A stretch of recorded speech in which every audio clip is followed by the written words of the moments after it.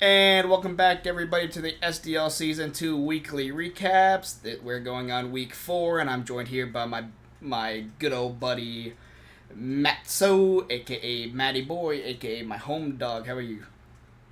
I'm doing quite well. Thanks for having me. Looking forward to watching the battles.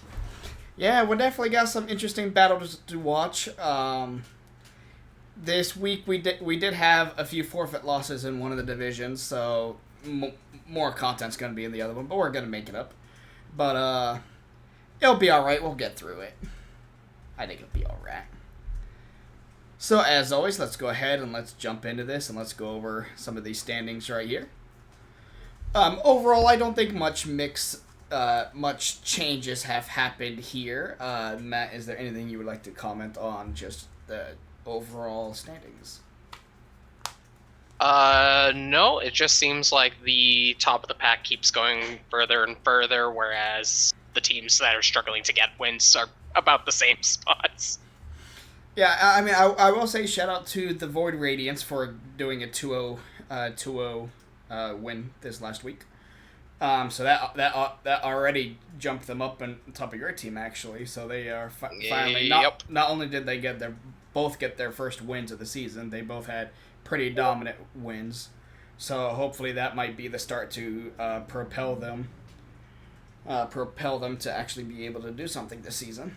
I will say we have the undefeated Gamers United, and then we have 3 teams sitting there at the 6-2 mark.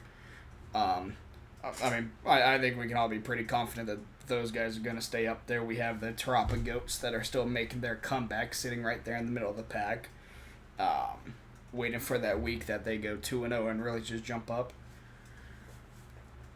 Yeah. But yeah, it seems like generally we have not had much changes, so I don't really think, besides the Void Radiance making a little jump up, I think everybody stayed practically in the same spots.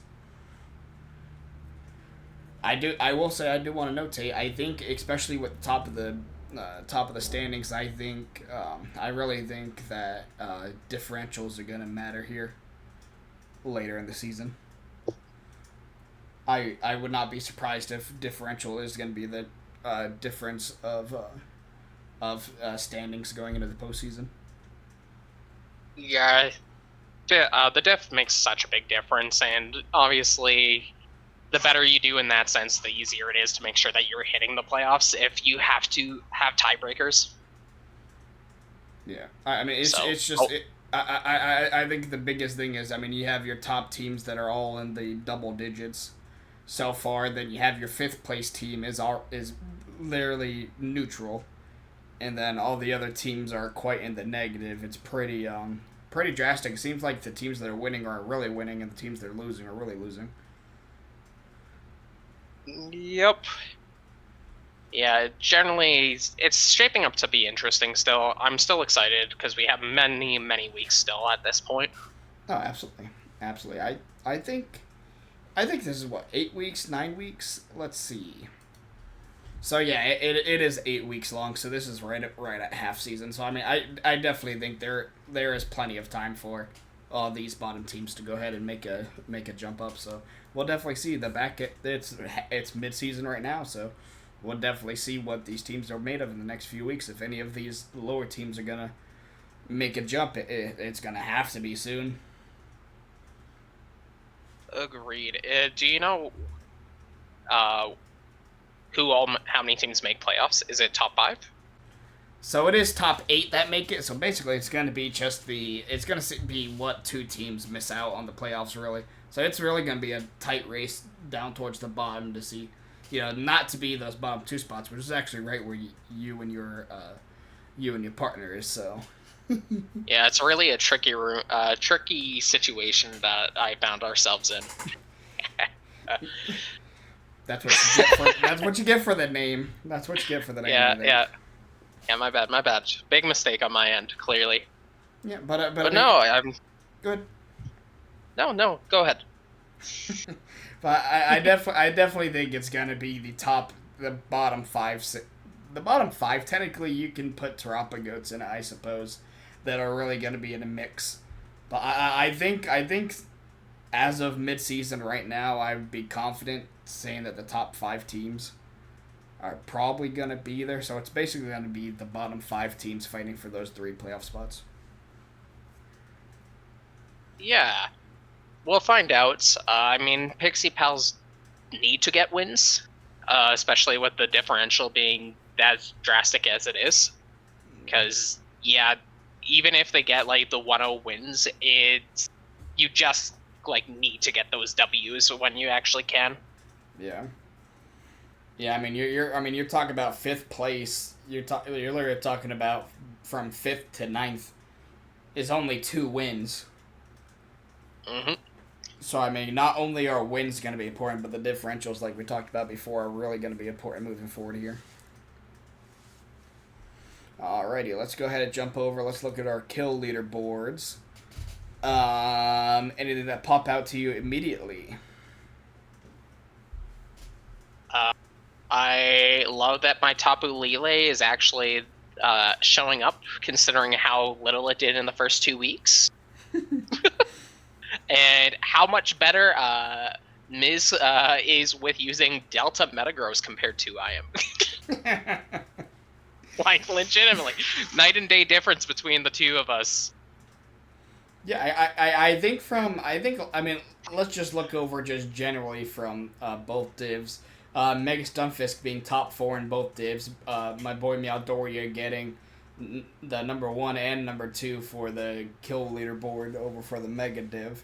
But it seems like we see Mega Milotic, we see Mega Stunfisk, and Hoopa Unbound are still there. But then you see new risers coming from the Mega div being Iron Valiant. It's making its way up. Abyssal's Mega Flygon is definitely... it's been going 1-for-1 for trades, but the past 2 weeks it's been picking up a little bit more kills than its 1 life, so it's definitely jumped it up there quite a bit. The random Thereforn I very much enjoy. Just like okay, here's a few walls and then Therethorn. Well, you'll definitely see. We definitely have that match to watch this week. That is definitely going to be humorous in what that Therethorn does. Yeah. But I mean, it seems like top half have stayed the same, and bottom half we see risers coming in and out. I see my Mega Delta Medicham just holding on there at the bottom. I got the good old sandwich going over there. But yeah, I mean, I don't think much has changed. I know Marc's X-Drog picked up a kill or 2 against my team that jumped it up to that got it to jump up to 3rd place, doing rather well. But yeah, I mean, I think it's a mix of some mons that we would expect to be there, and then a few surprises here and there. The real question is, when do you think the gamer found or not found Milotic's going to die? Hopefully soon. Gamer not found has definitely played it better than gamer tag, as gamer tag has 2 more deaths than gamer not found. That's that Mega Milotic difference right there. The Mega diff. Yeah, that Mega Myo diff. Alrighty, after going over some of these mons, let's see some of these awards that some of these mons have gotten for this upcoming week. So for the Mega Division, we have Meowdoriya's Mega Stunfisk was the MVP. We have Abyssal's Delta Avalug showing up as the unlikely hero. Missouri's Latias was the defensive mon of the week. I don't think we're watching that replay, so just to explain real quick, it basically was able to wish stall /1v1 a boosted Celesteela. Even through multiple flinches, and was able to basically neuter it so anything could revenge it. Yeah, that was a sweep waiting to happen. If that Latias didn't do what it did, that definitely would have been a sweep on that end. The tiny dog of the week for the Mega Div is Alpha's Hoopa Unbound, which we have that replay, so we're going to watch that. And then Matt, if you want to go over your co-dog. For me, it had to be once again Abyssal's Delta Avalok. That thing just put in so much work, refused to die, sat in there for what felt like the entire battle, picked up KOs when it needed to, and just took many a hits, and I don't know, just watched it as like, yep, this is what an Avalug normally should be. Yeah. No, yeah, you're absolutely right, which we will be going through and watching that replay, so we'll go ahead and look at that. For Delta Division, we have the MVP top dog being Wyatt's Zero Aura. The underdog was Seraphim's Delta Magmortar, which unfortunately I don't think we're going to be watching that match. But that was, his Magmortar was able to really put in some work and really use its, what's its ability? That being, I don't remember what ability he went, but it's either Mega Launcher or Filter, but it really put in some work against its opponent and really helped Seraphim pick up that win. His first win of the season. Unfortunately, this being your match, the most defensive Mon goes to GDP's Mega Stunfisk, which we will definitely go into why that was the case. But that was some unfortunate events. But for what happened, it had to be the defensive Mon of the week. Tiny Dog is going to be Prince's Iron Moth, which was quite comical watching what happened, which we would definitely go there and watch that. And then it definitely tried its best. It did. Its best wasn't shit, but it did try. And then if you wanted to go over, and then your Dog. Dog would have been United's Gamers Delta Fungus. This thing generally stole Delta Magmortar's spot. Watching this, it applied so much pressure for just being a pre-evo between using its Prankster, Destiny Bond, taunting key moves, and then going for a slow foul play, so it kept Prince on the back foot almost the entire first half of the game and put in more work than I generally thought would be possible from that Pokemon. Yeah, last week it really put in some work. Gamer Not Found is really showing off a showcase with his little Delta Fungus. And then just to go over real quick, let's look at the little art that I have. We just have the general, which our webcams kind of cut off, but oh well. we just got a little leaderboard kind of thing showing everybody's all the MVPs and all that stuff. So after that, let's go ahead and jump over to our replays and let's see what some of these mons did this week. Yeah, very much looking forward to it. There was actually a lot of good battles, I'd say, and fun sets brought. Yeah, that's what, unfortunately, we're going to go into. We only have 2 games for the Mega Div, because unfortunately only 3 out of 5 was played. So we're going to go ahead and watch 2 from those, and then for a Delta Div, we got 3 matches, because I have to do something for my boy Marc, so. But let's get into it. Alrighty, let's go to start off with... Let me see, is this the MVP or we have... No, we're going to watch Delta Avalug shine in this match here to start off. That's the Araquanid. That's probably Webs. There goes that. Big crit. Don't think it mattered, but we'll pretend it did. Probably not, but here comes the big boy.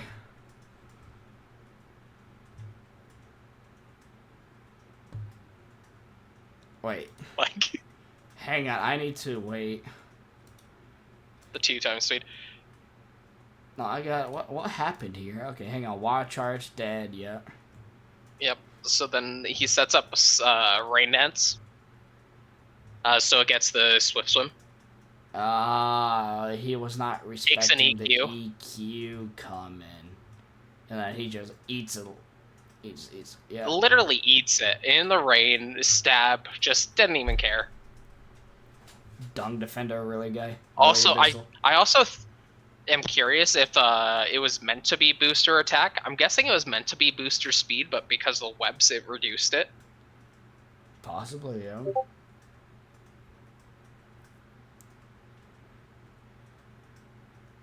Let's see, got Iron Moth coming out. Those Iron Moth, oh jeez. Both Iron Moths just got friggin' annihilated. Destroyed. Liberty, yeah. I have Delta Reuniclus I've been wanting to use. I just haven't got a damn chance to. Oh, there it goes. Oh, yeah, it gets scrappy. That was right. So many just knockouts back to back. Yeah, I know. It's like trades back and forth, but then here comes the damn Avalugda. A solid 17 super effective hit.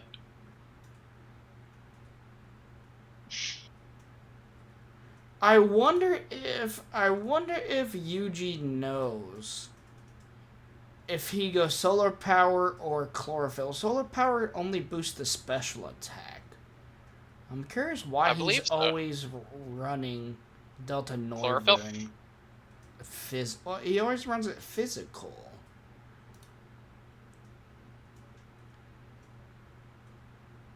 Just let me see. I mean, I don't see him lose any health, so I guess he was chlorophyll. Yeah, I'd assume just for the speed momentum. The double weather was a interesting bring. Trying to enable the Dragonite. Yeah.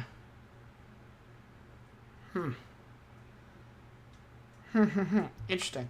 But yeah, that definitely shows Delta Avalugda really came and just literally lived everything. I'm curious if that game would have went any differently if Noivern was a special, just to break through that Avalugda, but we may never know. But yeah, that thing just literally refused to die. Oh, absolutely. Alright, let's go ahead. Let's watch my boy Meowdoriya against Alpha. Gonna show off MVP Mega Stunfisk right off the bat.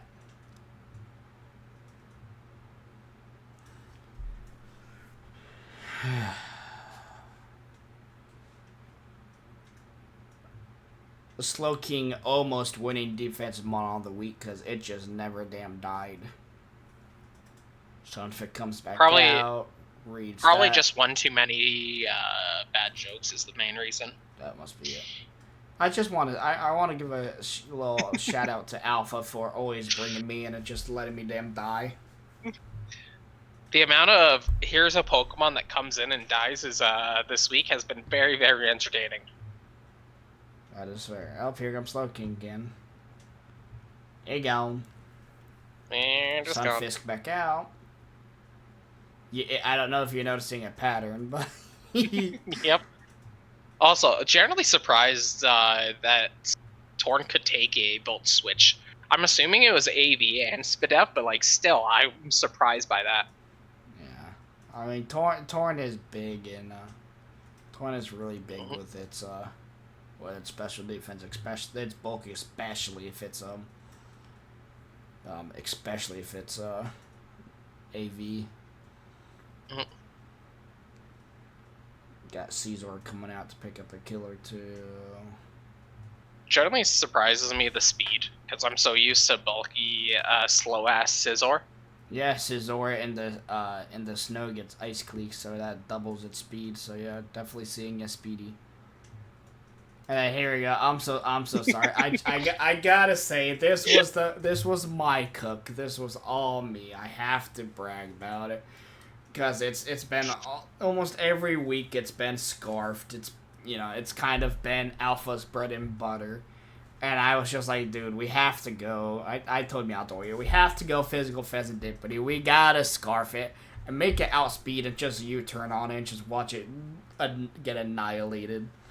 And it just so happened it was to the point, don't get me wrong, I know why Alpha went into it. He had to start doing something. But I enjoyed watching that. I was like, oh, it worked. And then Stunfisk just clings up. But yeah, you can see why Stunfisk deserved that MVP. It just sat there and it was able to just be pivoting in and out, do damn damage, get the hell out. It was definitely a threat this week. Did a lot of work. Surprise, surprise. Indeed. Alrighty, let's go ahead and get into JayJay versus Wyatt here. Gonna show off Zero Aura MVP. got Reflect Mesprit coming in. Delta Chandelure with weak armor. That was actually huge. Big Earth Power. Yeah, JayJay doing a good job with the... JayJay, I will say, he did a really good read with that Earth Power. Knowing that Earth Power was coming, going to Walk and Wake. But unfortunately, with it being weak armor, which was a good spring for Wyatt, it being weak armor was just enabled it to outspeed. And just I don't know anything that would want to take 2 hits. Yeah. Wyatt coming in, I mean, taking 85. Just off of that, yeah, I don't really see too many. That is a big bird. Fire Punch burn, yeah, right after a Hone Claw.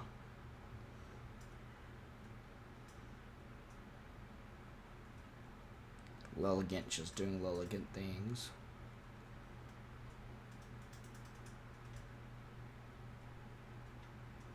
I really wanted to see the, really wanted to see a Toglo set there. But bulk up a Zero Ore comes out, and, I mean, bulk up Zero Ore behind screens. Yep. I mean, JayJay's playing to his outs. Big Chlorophyll, yep. Yeah.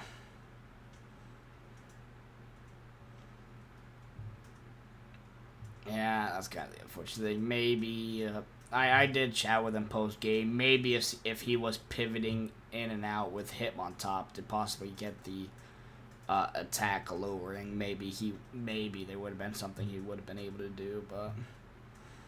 Definitely a chance, but also, you never know if you're just end up taking unwanted damage. Yeah. Like, huge Raging Fury. I'm so good at speaking. Don't you know? Yeah, it was a 2-0 game. It ended up being close. That I think that weak armor on Chandelure was a really good bring that really allowed him to secure that. And alrighty, this is gonna be your unfortunate match, which I mean math is definitely a big part of it. So I am going to leave this all to you, and you can go ahead and comment on this match as you. Oh, making me relive this entire thing, you fiend. Have fun.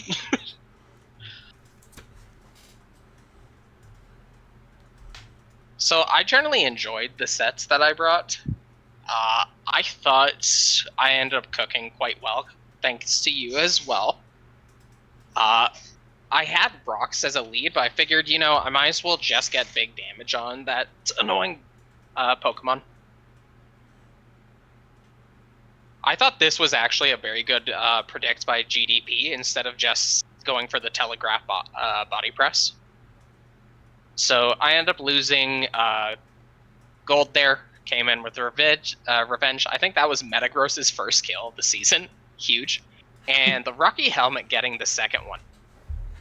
I expected Glamour to come, so I was half hoping to get the Toxic Spikes from it, so I could get the Toxic Heal ended up. But that's fine. Take a huge Sludge Wave, and here comes some Burden Halucha. So during prep, we figured out that high chance that he brings priority, especially with the Arcanine. And now this is through multi-scale. Did 80% through there. So I'm sitting here thinking, okay, no way he goes for E-Speed again. Because I just showed it's there, and I'm definitely, there's a chance. And he goes for it again. So it's like, okay, that's bad for me. We have Arboliva, who's just chilling there. Gets a Leech Seed.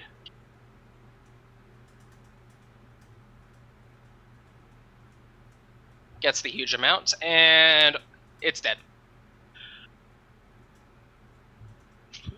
Oh, that's embarrassing. Yeah, facts. Me lying.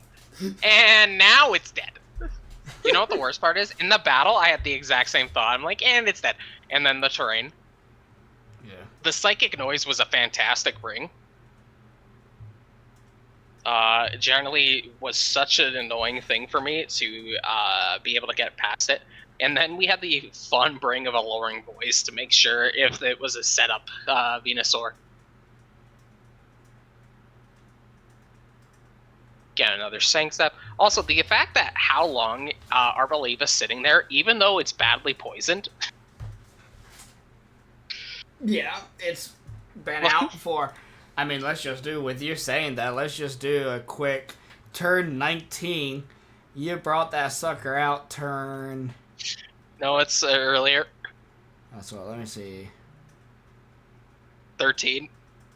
End of 12, early 13, so you've been living 6, this is going on 7 turns, and you're still alive, even though you're damn toxic damage doing literally 50% to you. And I still live there, get more chip, and it's like, okay, I guess I'll finally die at this point. Huge heavy-duty boots, so didn't even care about the toxic.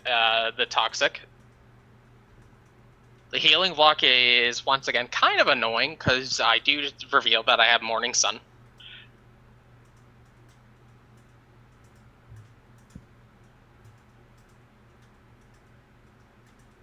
So at this point, I am trying to figure out if I need to greed to get up to +3 or not, because I only had 48 in attack. So I'm looking at this and trying to figure it out. So I'm like, okay, no, I should get to +3. And then I have an 80% chance to kill Mega Stunfisk with, I believe I went Dragon Claw. So I should realistically win this game here. And let's watch what happens. Oh, EQ, even better. And I lose. Yeah, it living on 3 HP, hence why this is the defensive mon of the week. I will say also, you doing the dragon dances was pretty huge, because you were wanting to make sure that you're able to click get EQ. rid of the terrain. Yeah, in the terrain. Yep. So basically, 80% of the time you win this match, and unfortunately that roll was just... Not to mention, if I had clicked, I lost the 50-50 on whether or not he would E-speed. Yeah. So ended up losing on that one as well. So, like, I had a few different outs, but luck did not go my way for that one, unfortunately. Yeah, I mean, it was definitely a good match, and I will definitely say both coaches played rather well. I'd agree. Yeah, I just think that unfortunately that match coming down to not even a 50-50, coming down to an 80-20, and that falling the 20's way is kind of unfortunate, but yeah, and I asked after the battle, I'm like, oh, maybe he had like the... No, he had 248 in HP, and that was it. So my calcs was max HP, and it's like, oh, he even has less HP than my one. Didn't change the percentage, but it's still like, oh, that's disappointing. Yeah. Yeah, it definitely is. And then for the last match, this is kind of just a side match. I gotta show my boy Marc. He bugged me about it. He wanted me to show his victory in the video, so we can go ahead and watch it right here. I mean, I don't have much to say. This matchup was definitely not in my favor in terms of his defensive mons being able to really handle my offenses. Also kind of banking on the sticky webs being there, but he brought multiple ways to remove it. This was also a big play on his part too. This would have actually been huge right here, because he didn't know at this point in time, but I was actually Water Veil. So this Will-O-Wisp would just not have done nothing, and I could have really smacked the Greninja, but I kind of thought to save it late game, so I kind of did the swap to Araquanid to go ahead and take the... it was immune to Will-O-Wisp, so it wasn't doing much, but... yeah. Him just going through, he has such a bulky core, and just being able to damn sit there. I did get my Toxic, so, Araquanid did do what I really wanted it to do, which was the get sticky webs up and toxic the Regice. But I made a mistake of doing that instead of swapping out. I got a toxic on. I was just trying to go to the momentum to try to get... Basically, I knew this was kind of my win con at this point, so really trying to get Haxorus out to be able to do something. I knew I lived anything from this, so I went ahead to set up a Swords Dance to get the sweet potential. And this is basically where... This was where I kind of threw this game. Because this right now, it was an aggressive call, but it's kind of the call I should have made.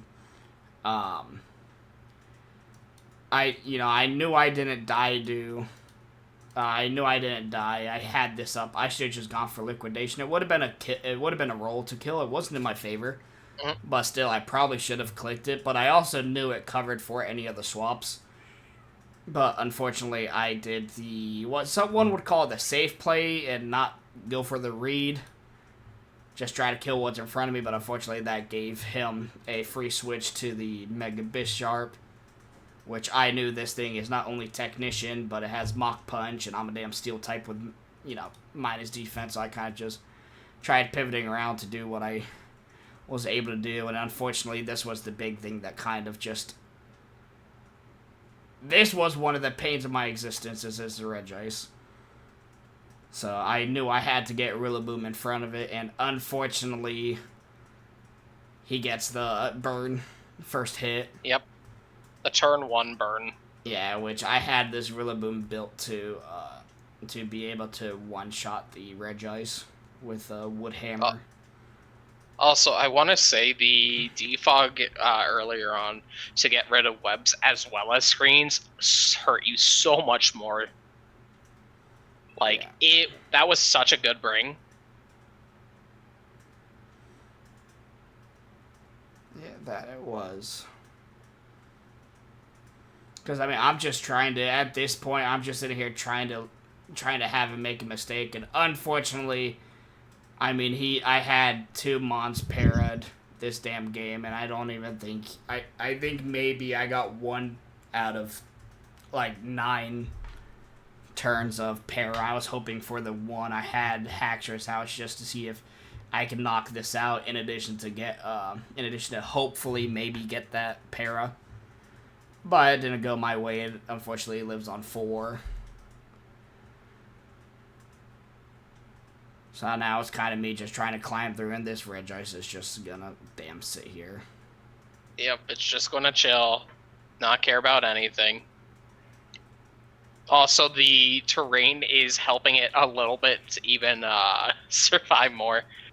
Well, because actually, the funny thing is, I did not go Grassy Glide on Rillaboom. I actually meant to go Overgrow on it.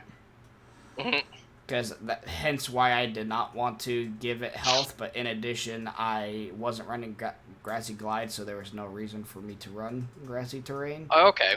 But when I was watching it, I was thinking, okay, you did that so you can, in case your Metachan needs to gain health. Yeah, no, I really did not mean to do it, but it was kind of one of those things. Which kind of is unfortunate, too, because right here, I actually would have, been able to live 1 Iron Head and be able to kill it once I got into Overgrow range, but that was kind of, once I got here, I knew it was kind of game, really. Watching Alpha's game, I knew he won, Meowdoriya won 6-0, so it was kind of me just trying to get a KO where you can.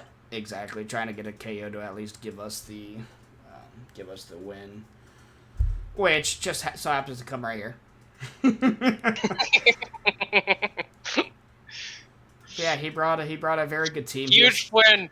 Yeah, better diff. This match was successful. Yeah, he was talking about how good.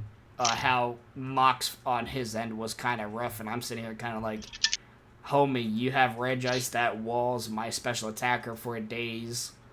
My offensive Mons, you have really good defensive capabilities to be able to wall it. So I was just like, it was one of those matches that honestly could go either way. He had the better prep in.